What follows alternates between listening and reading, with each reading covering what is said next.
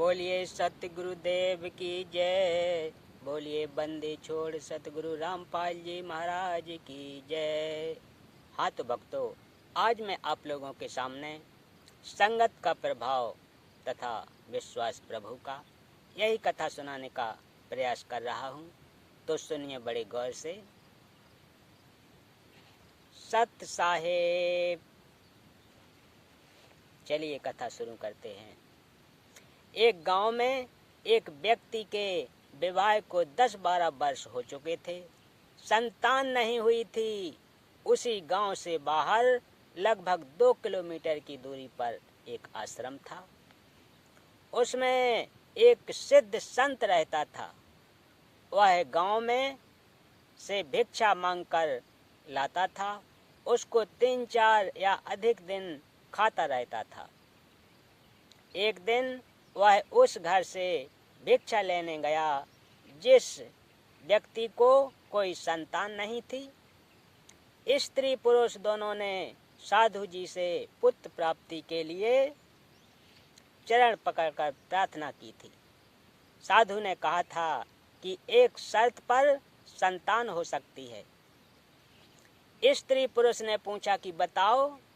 साधु ने कहा कि प्रथम पुत्र उत्पन्न होगा, 2 वर्ष होने के पश्चात मुझे चढ़ाना होगा।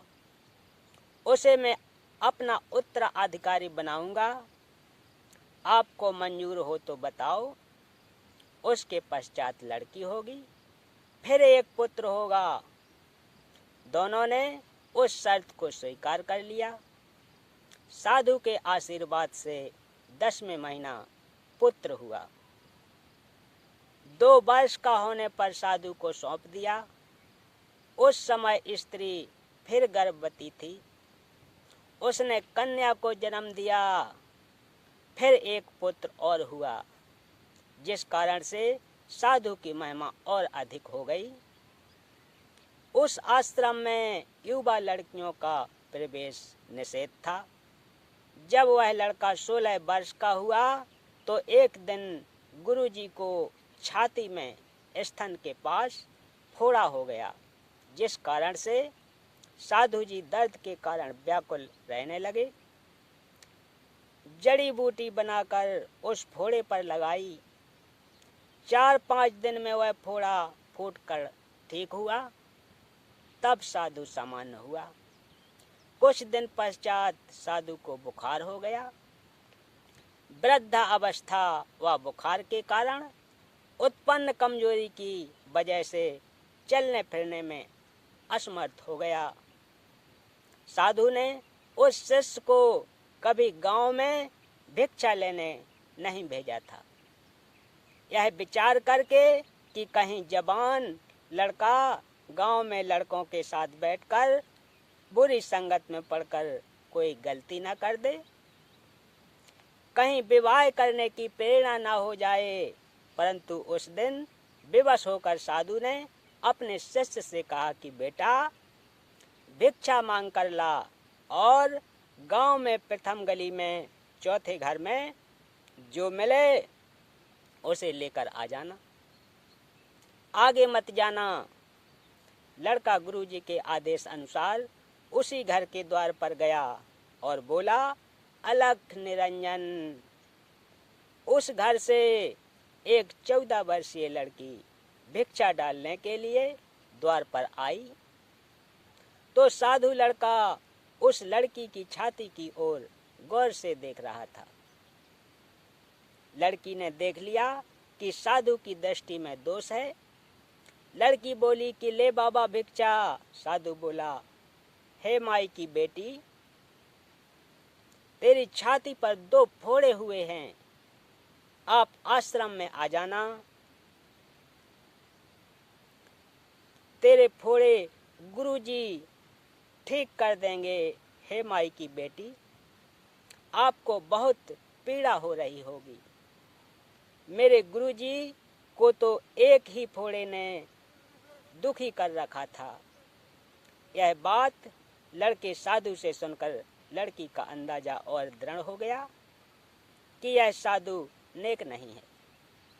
लड़की ऊंची ऊंची आवाज में बोलने लगी कि अपने माँ बहन के फोड़े ठीक करा ले, बदतमीज, तेरे को जूती मारूंगी। यह कहकर लड़की ने पैर की जूती निकाल ली और बोली, चला जा यहाँ से, फिर कभी मत आना।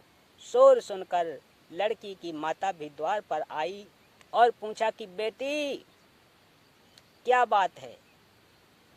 लड़की ने उस साधु की करतूत माता को बताई। माता ने पूछा कि बाबा जी कहाँ से आए हो। लड़के साधु ने बताया कि इस आश्रम से आया हूँ, मेरे गुरुजी बीमार हो गए हैं, चलने फिरने में असमर्थ हैं, इसलिए पहली बार मुझे भिक्षा लाने भेजा है। मैं उनका शिष्य हूँ। मैंने तो इस बहन से पूछा था कि तेरी छाती पर 2 फोड़े हैं, बहुत दुखी हो रही होगी। मेरे गुरुजी को तो एक ही फोड़ा हुआ था, दिन रात दर्द से व्याकुल रहते थे। वे औषधि जानते हैं, आप गुरु जी के पास आकर फोड़े ठीक करा लो। वह साधु लड़का उसी स्त्री का बेटा था जो साधु को चढ़ा रखा था। वह लड़का उस साधु बाबा की छोटी बहन थी। वह लड़की उस साधु बाबा की छोटी बहन थी। माता ने बताया कि यह तेरा भाई है जो हमने साधु को चढ़ा रखा है। यह दुनियादारी की खराब बातों से बचा है, इसको कुछ भी पता नहीं है। जो दोष बेटी तुझे लगा वह इस तेरे भाई में नहीं है। यह तो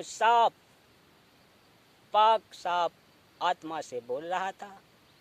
तूने गांव के चंचल युवकों वाली शरारत के अनुसार विचार करके धमकाया। माई ने बताया कि साधु जी, मेरी बेटी की छाती पर फोड़े नहीं हैं, ये दूधी हैं, देख जैसे मेरी छाती पर हैं। इसका विवाह करेंगे, इसको संतान उत्पन्न होगी, तब इस दूधियों से इसके बच्चे दूध पिएंगे। साधु बच्चा बोला, हे माई, इसका विवाह कब होगा, कब इसको संतान होगी। माई ने बताया कि कभी 3-4 वर्ष के पश्चात विवाह करेंगे, फिर 2-3 वर्ष पश्चात संतान होगी। साधु लड़के ने आध्यात्मिक दृष्टिकोण से विचार किया कि परमात्मा को जन्म लेने वाले बच्चे की कितनी चिंता है। उसके जन्म से 7-8 वर्ष पूर्व ही दूध पीने की व्यवस्था कर रखी है। क्या वह हमारे खाने की व्यवस्था आश्रम में नहीं करेगा। हम तो गुरु शिष्य उस परमात्मा के भरोसे बैठे हैं। आज के बाद भिक्षा मांगना बंद। यह विचार कर रहा था कि माई ने पूछा, बाबा जी क्या चिंता कर रहे हो। साधु बोला कि माई चिंता समाप्त। यह कहकर भिक्षा सहित झोली थैला गली में फेंककर आश्रम खाली हाथ आया तो गुरुजी ने पूछा कि भिक्षा क्यों नहीं लाया, झोली किसी ने छीन ली क्या। लड़के ने बताया कि गुरुजी, जब परमात्मा बच्चे के जन्म लेने से 7-8 वर्ष पूर्व ही सर्व खाने की व्यवस्था करता है तो क्या अपने आश्रम में नहीं करेगा। अवश्य करेगा, इसलिए मैं झोली गली में फेंक आया। साधु समझ गया कि यह कामचोर रास्ते में झोली फेंक कर आ गया कि रोज भिक्षा लेना जाना पड़ेगा। साधु व्यवस्था कुछ नहीं बोला, सोचा कि कल मैं दुखी सुखी होकर जैसे तैसे स्वयं भिक्षा लाऊंगा। जब साधु बालक झोली तथा भिक्षा गली में फेंककर आश्रम में चला गया तो परमात्मा ने नगर के कुछ व्यक्तियों में प्रेरणा की कि बड़े बाबा अस्वस्थ हैं, छोटे बाबा को किसी ने कुछ कह दिया है। वह भिक्षा व झोली फेंक कर चला गया। साधु भूखा है, बच्चा भी भूखा रहेगा, यह विचार करके अच्छा भोजन तैयार किया। खीर फुलके दाल बनाकर पहले एक लेकर पहुंचा और साधु से कहा कि छोटे बाबा जी, किसी के कहने पर रुष्ट होकर भिक्षा नहीं लाया, झोली भिक्षा फेंक आया, आप भोजन खाओ। साधु ने कहा कि पहले बालक को खिलाओ। बालक बोला कि पहले गुरुजी खाएंगे, फिर चेला खाएगा। साधु भोजन खाने लगा। इतने में दूसरा हलवा पूरी छोले लेकर आ गया। इस प्रकार लगभग 10 व्यक्ति गांव के यही विचार करके भोजन लेकर आश्रम में पहुंचे। चेला बोला कि वाह भगवान, हमें पता नहीं था कि आप कितने अच्छे हो, इसलिए आपके नाम की चिंता कम, भोजन की अधिक रहती थी। गांव वालों ने नंबर बांध लिया कि एक दिन एक घर से साधुओं का भोजन भेजा जाए। ऐसा हुआ, ऐसा ही हुआ। तो भक्तों, जैसी संगत वैसी रंगत। अपना दोष दूसरों में दिखता है। परमात्मा पर विश्वास बिना भक्त अधूरा है। भिक्षा मांगकर खाना भी शास्त्र विरुद्ध है, क्योंकि यदि भक्त की श्रद्धा तथा भावना सच्ची है तो परमात्मा व्यवस्था कर देता है। परंतु गृहस्थी के कर्म करके भोजन ग्रहण करना सर्वोत्तम है। साधु संत का कर्म सत्संग करना, भक्ति करना है। यदि सच्ची श्रद्धा से करता है तो उसे मांगने की आवश्यकता नहीं पड़ेगी।